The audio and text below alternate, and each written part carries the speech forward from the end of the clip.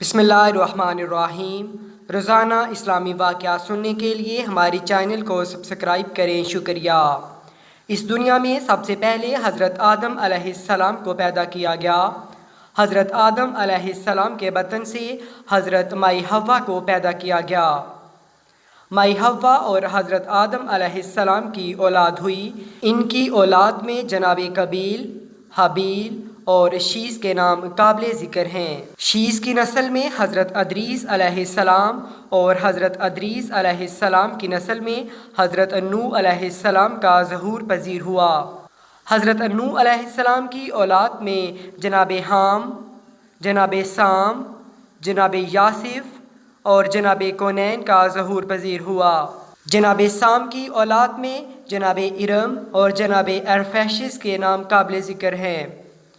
جناب ارم میں حضرت صالح علیہ السلام پیدا ہوئے، جبکہ ارفیشس کی اولاد میں جناب ہود علیہ السلام کا قابل ذکر نام ہے۔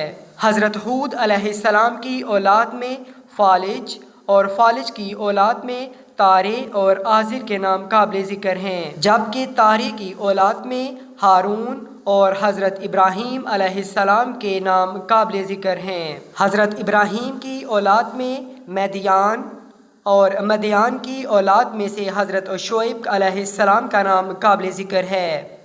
حضرت ابراہیم علیہ السلام کی نسل میں سے دوسرے نام حضرت اسماعیل علیہ السلام اور حضرت اسحاق علیہ السلام کا نام بھی قابل ذکر ہے۔ حضرت اسحاق علیہ السلام کی اولاد میں العیس اور العیس کی نسل میں حضرت ایوب علیہ السلام اور حضرت ایوب علیہ السلام کی نسل میں ذوالکفل کا نام قابل ذکر ہے۔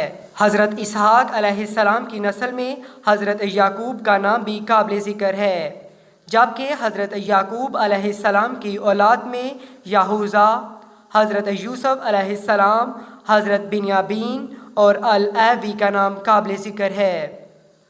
حضرت بنیامین کی نسل میں حضرت یونس علیہ السلام، جناب العوی کی نسل میں جناب فہد اور جناب فہد کی نسل میں حضرت ہارون اور حضرت موسیٰ علیہ السلام کا نام قابل ذکر ہے، جبکہ حضرت یوسف علیہ السلام کی نسل میں افراہیم اور افراہیم کی نسل میں حضرت نون اور حضرت نون علیہ السلام کی نسل میں حضرت یوشع کا نام قابل ذکر ہے۔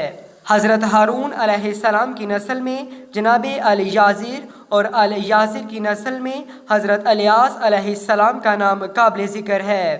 حضرت یعقوب علیہ السلام کی نسل میں یہوذا اور یہوذا کی نسل میں حضرت داؤد علیہ السلام اور حضرت داؤد کی نسل میں حضرت سلیمان علیہ السلام اور حضرت سلیمان علیہ السلام کی نسل میں جناب رہبعام اور جناب رحیم کا نام قابل ذکر ہے۔ جناب رحیم کی نسل میں حضرت زکریا علیہ السلام اور حضرت زکریا علیہ السلام کی نسل میں حضرت یحییٰ علیہ السلام کا نام قابل دیدہ ہے۔ جناب رہبعام کی نسل میں حضرت عمران اور حضرت عمران کی نسل میں پاک دامن حضرت مریم علیہ السلام کا ظہور پذیر ہوا، جبکہ اللہ تعالیٰ کے کرم سے حضرت مریم علیہ السلام کو نیک صالح بیٹا حضرت عیسیٰ علیہ السلام عطا کیا گیا۔ حضرت ابراہیم علیہ السلام کی نسل میں حضرت اسماعیل علیہ السلام کا نام قابل ذکر ہے، جبکہ حضرت اسماعیل علیہ السلام کی نسل میں ہمارے پیارے آقا حضرت محمد صلی اللہ علیہ وآلہ وسلم کا نام قابل ذکر ہے۔ حضرت محمد صلی اللہ علیہ وآلہ وسلم خاتم النبیین ہیں، یعنی کہ حضرت محمد صلی اللہ علیہ وآلہ وسلم کے بعد کوئی نبی یا رسول نہیں آئے گا۔ حضرت ابراہیم علیہ السلام کو ابو الانبیاء بھی کہا جاتا ہے۔